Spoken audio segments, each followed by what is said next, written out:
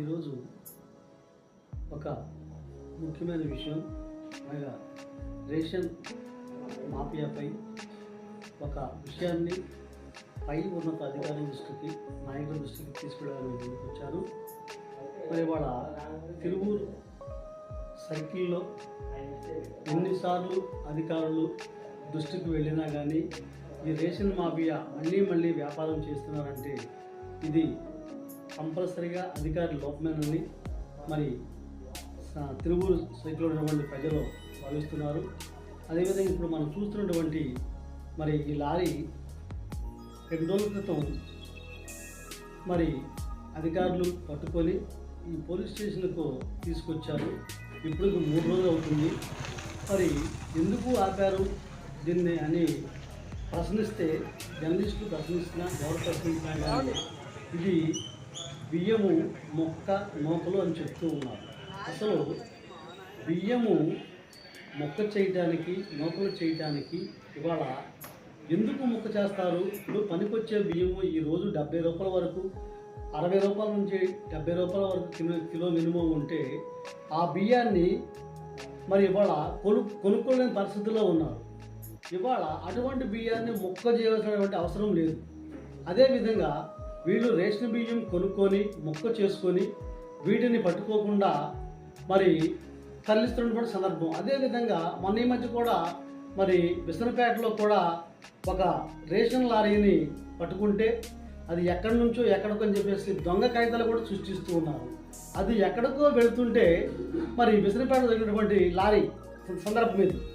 మరి ఆ లారీ ఎక్కడి నుంచో ఎక్కడికో వెళుతుంటే ఎంటీ కాట విసనపేటలో ఎందుకు జరిగింది, మరలా లోడు కాట విసనపేటలో ఎలా జరిగింది, ఇదంతా అధికారులతో కుమ్మక్కై రేషన్ మాఫియా చేసిన సందర్భం. కాబట్టి ఈరోజు అదేవిధంగా ఒక వ్యక్తి మరి ఒక మానభంగమో లేకపోతే మర్డరో చేసిండు అనుకుంటే నేను చేసినా కానీ నేను చేయలేదు అని అంటుంటే మరి నార్కటిక్ టెస్ట్లో లేకపోతే ఆ టెస్ట్లో ఈ టెస్ట్లో లేకపోతే పోలీసులు మరి పంపించేటువంటి ఈ ఎన్నో టెస్టులు పంపిస్తున్నారు. మరి అదేవిధంగా ఈరోజు రేషన్ మాఫియా మరి బియ్యాన్ని అక్రమ బియ్యాన్ని పేదలకు అందే బియ్యాన్ని వీళ్ళు కొనుక్కొని మరి వీటిని పేదలకు అందకుండా పేదల నోటికాడ నుంచి లాక్కొని పేదలకి డబ్బును ఆశను చూపించి మరి ఆ బియ్యాన్ని ప్రక్కదోవ పట్టించడానికి అనేక విధాలైనటువంటి పనులు చేస్తూ ఉన్నారు. దానిలో భాగం ఏంటంటే బియ్యాన్ని మొక్క చేపించడం. అసలు ఈ బియ్యము మొక్క చేపించేటువంటి సందర్భం ఎందుకు వచ్చింది? ఈ బియ్యము మొక్క చేసినా కానీ రేషన్ అనేది ఎక్కడికి పోదు కదా. అసలు మంచి బియ్యము ఎందుకు మొక్కకు చేపిస్తారు? కాబట్టి ఈ రేషన్ బియ్యాన్ని ప్రక్కదోవ పట్టించి మొక్క చేపించి మరి కాగితాలు మరి ఆ గలిబిలు చేస్తున్నటువంటి మరి వీరిని అధికారులపై కూడా చర్యలు తీసుకోవాలని మరి అదేవిధంగా తిరువూరు సర్కిల్లో మరి వెచ్చలవిడిగా మరి ఈరోజు రేషన్ మాఫియా మరి ఎక్కువైపోయింది. ఇదంతా కారణం ఇవాళ ఒక్క రౌడీ షీటరో లేకపోతే ఇంకొకటిలో ఏదైనా పనులు ఏదైనా రౌడీజమో లేకపోతే వాళ్ళని కొట్టమో 2-3 కేసులు స్టేషన్లో ఉంటే వారిపై రౌడీ షీటర్ ఓపెన్ చేస్తూ ఉన్నారు, పీడీ యాక్ట్ ఓపెన్ చేస్తున్నారు. మరి ఇవాళ అక్రమంగా రేషన్ మాఫియా అధికారుల్ని వ్యతిరేకిస్తూ అధికారుల మరి హెచ్చరికలను ఉల్లంఘిస్తూ అనేక సార్లు కూడా మరి రేషన్ బియ్యాన్ని తరలిస్తూ ఉంటే వీరిపైన ఎందుకు మరి చర్యలు తీసుకోవట్లేదు? వీరిపైన ఎందుకు పీడీ యాక్ట్ ఓపెన్ చేయట్లేదు?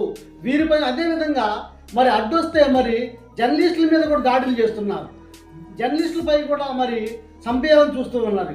ఇటువంటి వారి మీద ప్రభుత్వం కానీ ప్రభుత్వ అధికారులు కానీ చట్టం కానీ ఎందుకు రౌడీ షీట్ ఓపెన్ చేయట్లేదు, ఎందుకు పీడీ యాక్ట్ ఓపెన్ చేయట్లేదు అని చెప్పేసి ఈ సందర్భంగా నేను ఒక జర్నలిస్ట్గా కాదు మరి ఒక సామాజిక కార్యకర్తగా మానవ హక్కుల మరి పరిరక్షణ ప్రజా సమితి ఎన్టీఏ వైస్ ప్రెసిడెంట్గా ఈరోజు ప్రభుత్వాన్ని అధికారుల్ని ప్రశ్నిస్తున్నాను.